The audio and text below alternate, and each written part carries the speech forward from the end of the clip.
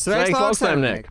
Kad tad ir īstais laiks sākt šos pirmos papildu mēslojumus? Kā regulēt kviešus šogad? Es gribu jums parādīt, cik teicami izskatās rapši vidzemē šogad. Viens no būtiskākajiem darbiem, ko arī skaidrojam pēdējos gadus, ir dzelteno trauku izvietošana. Māri, tas tu? Uģi! Sen neesi redzēts! Tu vecāks esi palicis? Es skatos, tu esi rasnāks mazliet palicis. Čā! Rekur, nesalds. Atvedi to kafiju. Wow, kāda krūze!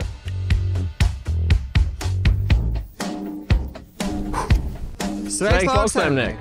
Tik tiešām sen neesam tikušies arī ar tevi. Pusgads jau riņķī.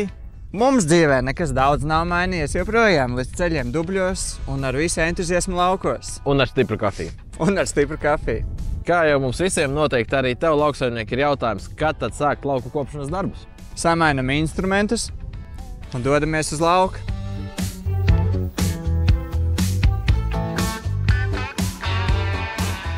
Pat laban augstnes temperatūra ir nepilni 2 grādi. Tīri atgādinot, kad tad ir īstais laiks sākt šos pirmos papildu mēslojumus, kad augstnes temperatūra sasniedz vismaz šos plus 5 grādus. Kā arī, protams, sekojam līdz augstnes mitrumam, lai augstne nav pārmitra. Vai tad nav teiciens tāds, ka jo dziļāks riss, jo lielāka raža? Ir tikai viens veids, kā to pārbaudīt. Labāk nedariet. Skaidrs, ka šādos dubļos nav ko darīt, bet Māri, kāda teva rekomendācija, kā regulēt kviešus šogad? Mēs varam sākt plānot un noteikti bez auga augšanas regulatoriem arī šajā sezonā nekur mēs neizpaliksim. Vēldra bija, ir un arī būs, ja mēs viņus nelietosim. Un mūsu rekomendācija šajā gadā tiešām nesteigties, sagaidīsim tad, kad pāries sānu periods un smidzināsim uzreiz ar spēcīgiem risinājumiem, ar Medex Max. Un tad attiecīgi šo devu mēs varam pielāgot no sējuma potenciāla no 0,3 kg uz hektāru līdz pat 0,5. Bet tas, ko patiesībā vēl interesanti var redzēt, ka arī šeit uz vecajām lapām tā pati lapa pelēka plankumainība jau tagad ir sastopama. Tas nozīmē, ka arī pirmo fungicīdu patiesībā mēs jau galvā varam sākt plānot. Mums no BASF ir vairāk varianti, ko ir iespējams lietot kā pirmo fungicīdu. Te es izaicināšu tev, Uģi, kāds ir tavs, es teiktu, ne mīļākais, bet tāds populārākais, tava rekomendācija, ko lietot kā pirmo fungicīdu kviešos? Arī konkrēti šajā gadījumā mana rekomendācija būtu Kapalo Revī kā T1 fungicīds. Kapalo Revī satur revisolu un zinām pelēkplankumainību un revisols tas ir labākais, kas var būt. Kapalo Revī strādā ļoti labi arī pie zemām temperatūrām, tātad, ja pavasaris ir vēss, zinām, ka tas būs plusiņš, kādēļ izvēlēties Kapalo Revī. Kā arī tam ir ļoti augsta lietus noturība, respektīvi strādā labāk izaicinošos apstākļos. Kā arī tas strādā uz miltras un atsveida plankumainību. Tomēr, ja mums miltras vai atsveida plankumainība nav sējumā tik aktuāla, tad man ļoti labi patīk, kā strādā tā pati balāja. Un ar balāju mums šī iespēja pielāgot devu. Skatoties no sējuma potenciāla, no kopējās finansiālā stāvokļa no 0,5 litriem līdz pat 0,75 litriem uz hektāru. Pagājušo gadu redzēju šo risinājumu izmēģinājumos, man tiešām pārliecināja, man patikās. Kā arī nekur nav pazudis jau pārbaudīties priekšsvars ar kurbatūru. Labs risinājums, kā arī T1. Ar kviešiem viss pa lielam uz doto brīdī ir skaidrs, bet kas notiek ar rapšiem? Māri, es tikko atgriezos no Vidzemes, kur aplūkoju rapša sējumus, un es gribu jums parādīt, cik teicami izskatās rapši Vidzemē šogad. Teleportēsies turien? Jā, vai! Ja pagājušajā gadā rapsis bija stāsts ar bēdīgām beigām, tad šogad izstāsts ļoti iepriecinoši. Nesen saņēmu zvanu no kāda zemnieka, kas teica, rapsis ir pārziemojis. Un ko tālāk? Jau no mašīnas varēja redzēt, ka rapsis izskatās vienkārši perfekti. Ir saglabājušās lapas, pārziemojis ir ļoti labi, vienmērīgi.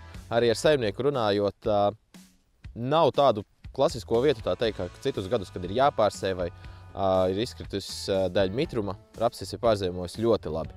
Pagājušajā rudenī šajā laukā tiešajā sējā tika iesētas Basfin Vigor ziemas rapšu šķirnes. Kā herbicīds tika lietots Butizāna Avants uzreiz pēc sējas, un to varam redzēt, cik perfekts ir rezultāts. Nezāles nokontrolētas augstā līmenī, un arī tagad pavasarī skatoties, pagaidām izskatās, ka nebūs nepieciešams neko pārmiglot. Pirms atgriežamies Zemgalē, ir kāds jaunums, ko vēlos jums pačukstēt, bet priekš tā mums jābrauc uz citu lauku. Braucam! Jau ziemas semināros meklējām atbildes uz jautājumu, kur paliek rapša raža. Kā viens no iemesliem ir verticilārā vīte. Tādēļ šeit, šajā laukā, Pagājušajā rudenī izmēģinājām jauno BASF fungicīdu Revionu. Šo izmēģinājumu mēs turpināsim arī pavasarī, ar pavasara apstrādi lietojot Revionu 1 litru uz hektāru. Zinām saimniecības, kas rudenī nav lietojušas Reviona, bet plāno to darīt pavasarī. Iesakām arī jums pamēģināt Revionu savos laukos.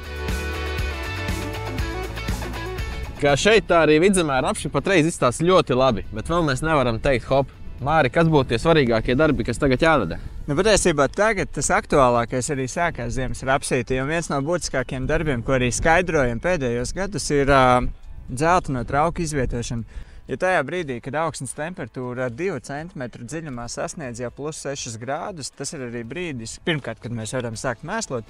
Otrakārt, kad arī mostās šie paši smecernieki. Pieliekam trauku pilnu ar ūdeni un pāris pilītes piepildām virsmas aktīvo vielu, un tas var būt jebkurš trauku mazgāšanas līdzeklis.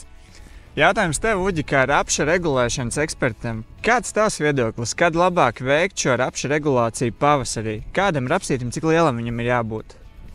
Manuprāt, viens no svarīgākajiem noteikumiem rapsim ir jābūt aktīvi augošam. Tātad nesteidzamies pāragri, neķeram uzreiz pirmās siltās dienas, kad lietot regulātoru.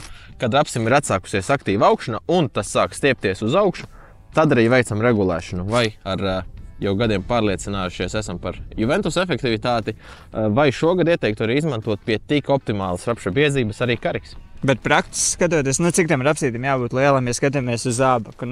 Mēs visu laiku teicām, ka virs potīts. Vai mēs joprojām uz to uzskatām un tā ir jābūt? Jā, es palieku pie šīs rekomendācijas. Virs potītes rapsis sāk stiepties uz augšu jau, tad arī lietojam regulātoru. Turpinot īstenībā par rapsi, šis ir viens no laimīgiem pavasariem, ka par vasaras rapsi mēs varam runāt ne tikai kontekstā, kad mums būtu jāpārsē ziemas rapsis, vai ne, Uģi? Tieši tā. Šobrīd jau vasaras rapšu šķirnes ir piegādātas pie izplatītājiem, tā ka droši sazinieties ar sev tuvāko un rezervējiet šķirnes, bet kāds aktualitāte šogad pirmo reizi varam piedāvāt šķirnes ar burtiem PS to nosaukumā. Ko tas nozīmē PS? Kas tāds ir? Tas nozīmē pāksteņu pretatvēršanās īpašība. Zinām, ka rapšu novākšanas laikā mūs var pārsteigt lietus, krusta, spēcīgs vējš, un tātad šī īpašība nodrošinās, ka mēs nezaudēsim ražu uz lauka pirms kombaina. Meklēja jaunās Invigor vasaras rapšu šķirnītes pie savu izplatītāju.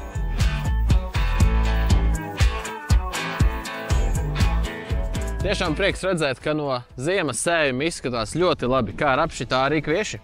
Jā, tīri atgādinot, kas ir tas būtiskākais pašlaik. Vērojam augsnes temperatūru, skatāmies, kas mums notiek ar kukaiņiem dzeltenajā traukā un varam sākt plānot pirmos arī smidzināšanas darbus. Kā arī, ja vēl plāno tikai audzēšanas tehnoloģijas, tad droši tās var atrast BASF mājaslapā, kur tās esam izvietojuši, kā arī YouTube var redzēt mūsu video lekcijas no ziemas semināriem. Tiekamies jau nākamajā Agronomu Zābakos sērijā, kas būs pavisam drīz aprīlī.